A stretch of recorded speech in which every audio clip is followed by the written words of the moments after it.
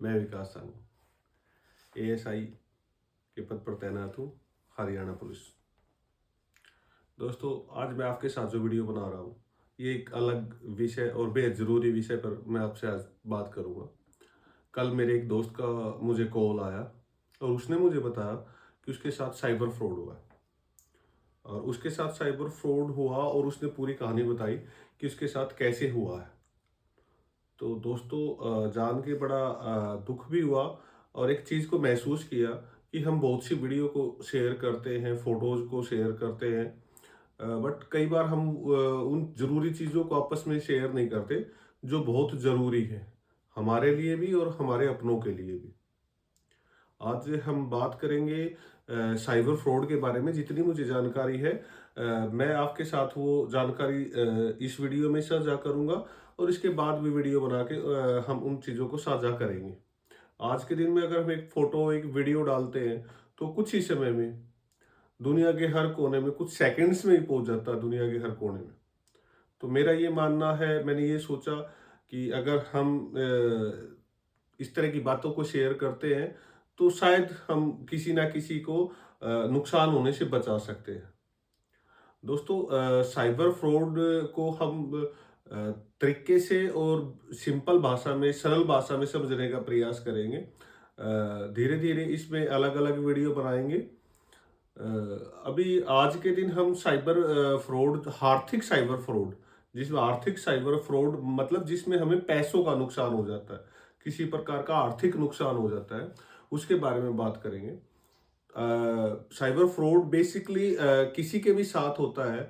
मेरा मानना है कि उसके अंदर चार कारण होते हैं। चार कारण हैं जो इसके लिए बेस का काम करते हैं। अगर हम इन चार कारणों को समझ लें तो मेरा ये मानना है कि हम 95% तक अपने आप को साइबर फ्रॉड से हम बचा सकते हैं। तो हम बारी बारी इस बारे में बात करेंगे। तो साइबर फ्रॉड के लिए जो मेरा मानना है, जो आर्थिक साइबर फ्रॉड है, उसके मुख्यतः चार कारण हैं, जिसमें सबसे पहले आता है लोभ लालच। लोभ लालच यानी कि आपको किसी सोशल मीडिया जैसे कि फेसबुक, इंस्टाग्राम और ट्विटर, एक्स फैक्टर या व्हाट्सएप के माध्यम से आपको लालच दिया जाता है। लालच यानी कि आपको बगैर ब्याज का घर बैठे लोन मिल जाएगा, आप घर बैठे पार्ट टाइम जॉब कर सकते हो, आप शेयर मार्केट में लाखों रुपए कमा सकते हो, आप लाइक और सब्सक्राइब करके पैसे कमा सकते हो। ऐसे आपको लालच दिया जाता है और उस लाल आपकी लॉटरी लग सकती है। उस लालच को धीरे धीरे वो लोग आपको उस लालच में फंसाते हैं, बातें करते हैं। वो लालच आपको फोन करके भी दिया जा सकता है, लिंक भेज के भी दिया जा सकता है, या ये भी कहा जा सकता है कि इस ऐप को डाउनलोड करें और इस ऐप को डाउनलोड करने से आप रोजाना के हजारों रुपए कमा सकते हो।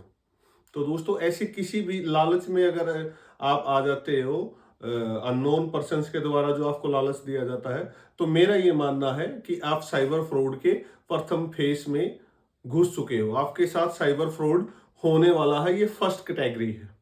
जब आपको लालच आ गया है और सामने वाले ने ये समझ लिया है कि उसके दिए गए निर्देश या उसके द्वारा बताई गई बातों के अनुसरण आप कर रहे हो, तो वो आगे से आपको टारगेट करेगा। दूसरा कारण आता है डर भय। डर भय यानी कि आपको ऐसे ही सोशल मीडिया या फोन के द्वारा डर दिखाया जाता है कि आपका बिजली का कनेक्शन काट दिया जाएगा, आपका अकाउंट बंद कर दिया जाएगा, आपका एटीएम काम करना बंद कर देगा। और हम डर जाते हैं उस चीज के लिए। ये डर किसी भी प्रकार का दिखाया जा सकता है कि आपकी एडिटेड वीडियोज, फोटोज उनको वायरल कर दिया जाएगा, तो ऐसा आपके साथ हो सकता है। आपको डर भय लोभ लालच दिखाया जा सकता है और वो डर भय लोभ लालच में आपको, जैसे कि आपको फॉर एग्जांपल बोल दिया कि आपका बिजली का कनेक्शन काट दिया जाएगा या आपका बैंक अकाउंट बंद कर दिया जाएगा, और आपको एक लिंक भेजा गया है, उस लिंक को ओपन करके अपना केवाईसी करें। केवाईसी, नो योर कस्टमर्स, जिसमें आपको अपनी डिटेल्स फिलअप करनी होती है और उन डिटेल्स को फ्रॉडस्टर यूज करता है फ्रॉड करने के लिए। कोई भी विभाग, चाहे वो बिजली विभाग है, चाहे वो बैंकिंग विभाग है, या कोई भी विभाग आपसे इस तरह की जानकारी नहीं मांगता है। अगर उन्हें इन चीज़ों की ज़रूरत भी है, तो वो आपको या तो बोलेंगे कि आप नियरेस्ट ऑफिस में विजिट करें, या वो स्वयं आपके पास आएँगे।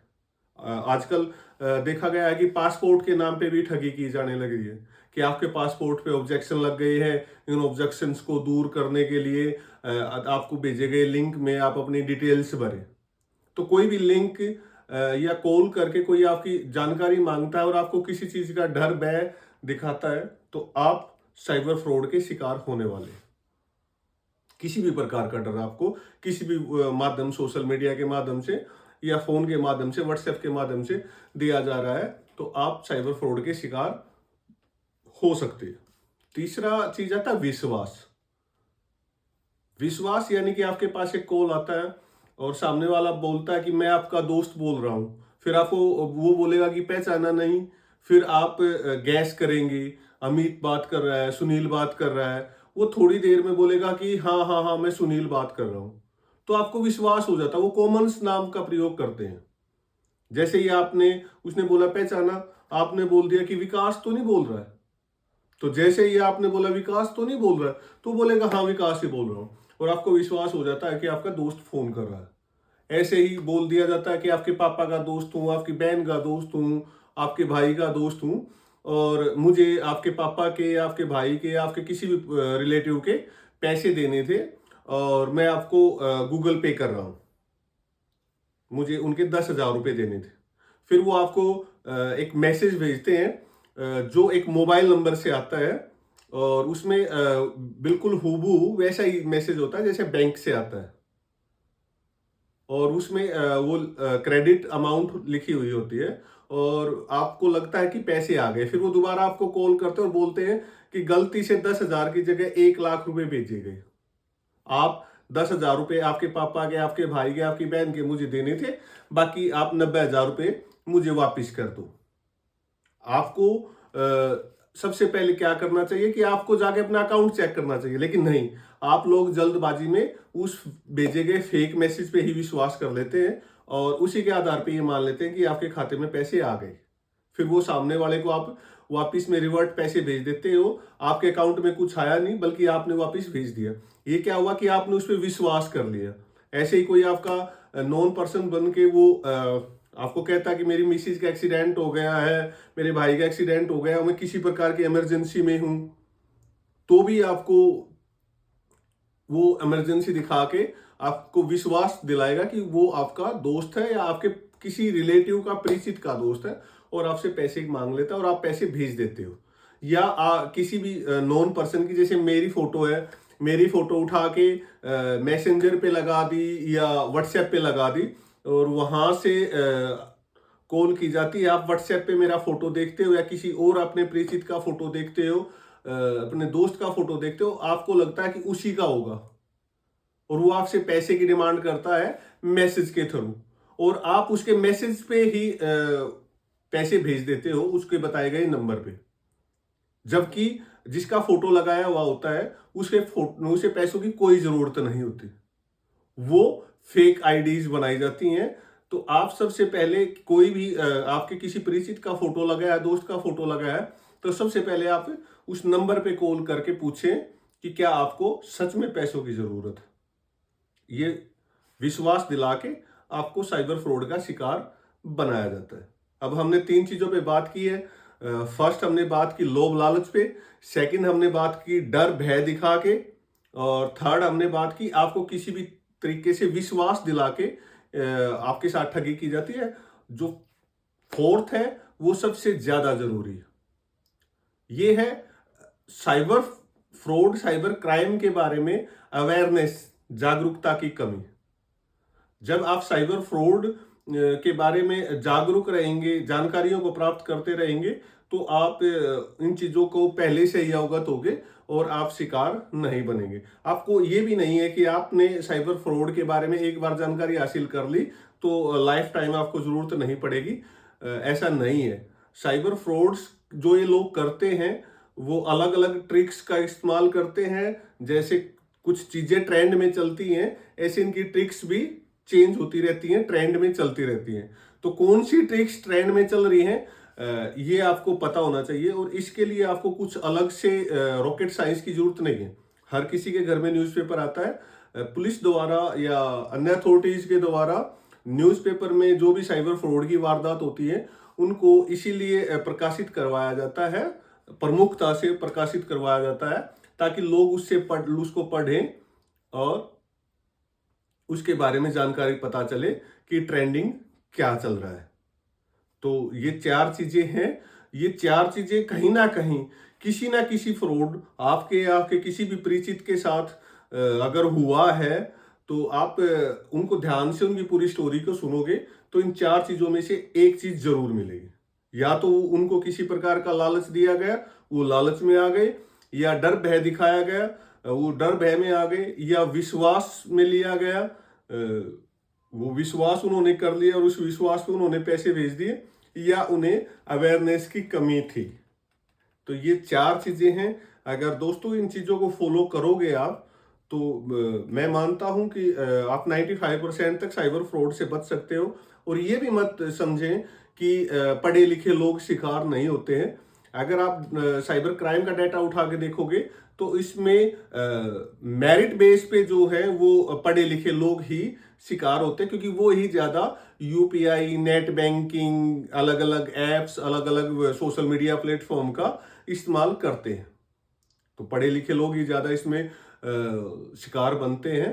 तो आपको मैं आपसे उम्मीद करता हूं और कोशिश भी करूंगा आपको समय समय पे इन चीजों के बारे में बताने की, और आपको अलग अलग ट्रेंडिंग ट्रिक्स के बारे में बताने की। जैसे हम किसी अनदर डे हम बात करेंगे, आजकल बहुत ट्रेंड में है डिजिटल अरेस्ट। हम इन फ्यूचर में बात करेंगे कि अगर आपके साथ साइबर फ्रॉड हो जाता है तो आप क्या कर सकते हो। इन फ्यूचर आपकी अवेयरनेस के लिए भी मैं टाइम टाइम पे वीडियो डालूंगा। अभी आज ये इस टॉपिक के ऊपर पहली वीडियो है, तो इसमें बेसिक बताया गया है। और ये बेसिक ही पूरा साइबर फ्रॉड का बेस है। आगे ये मान के चलो कि ये चार जो चीजें हैं ये साइबर फ्रॉड का बेस है। आगे जाके इसकी ब्रांचेज हो जाती है, अलग अलग ब्रांचेज हो जाती हैं। तो मैं आपसे उम्मीद करता हूं कि जो बातें आपको मेरे माध्यम से या किसी और माध्यम से आपको कोई बातें साइबर फ्रॉड की पता चलती हैं तो एक चीज जरूर करें, उसे अपने परिवार, अपने बच्चों, अपने पेरेंट्स, अपने दोस्तों, अपने परिचितों के साथ जरूर शेयर करें। क्योंकि आप अगर मान लो कि आप साइबर क्राइम के बारे में अवेयर हो, जागरूक हो, लेकिन आपका परिवार के साथ आपने शेयर नहीं की, और अगर वो अवेयर नहीं है तो आपके परिवार के बंदे के साथ साइबर फ्रॉड हो गया तो भी आपको ही नुकसान है। तो जो भी आपको बात पता चले आप उन्हें बता सकते हो, या वीडियो को जो आपने कहीं भी देखी है या कहीं न्यूज़पेपर में आपने पढ़ा है उसके बारे में घर में जरूर डिस्कस करें। क्योंकि जब हम इसके बारे में डिस्कस करेंगे तभी ये चीजें रोकथाम हो सकती है इन चीजों के ऊपर। और साइबर क्राइम के बारे में अवेयरनेस मैन टू मैन ही फैलेगी। इसके लिए हमें जागरूक होना पड़ेगा, हमें जागरूक बनना पड़ेगा, हमें जागरूक अपनों को बनाना पड़ेगा। नमस्कार दोस्तों, आज के लिए सिर्फ इतना ही। लंबी वीडियो हो जाती, फिर किसी दिन अलग वीडियो में हम साइबर फ्रॉड के अलग अलग टॉपिक्स के बारे में बात करेंगे। नमस्कार दोस्तों।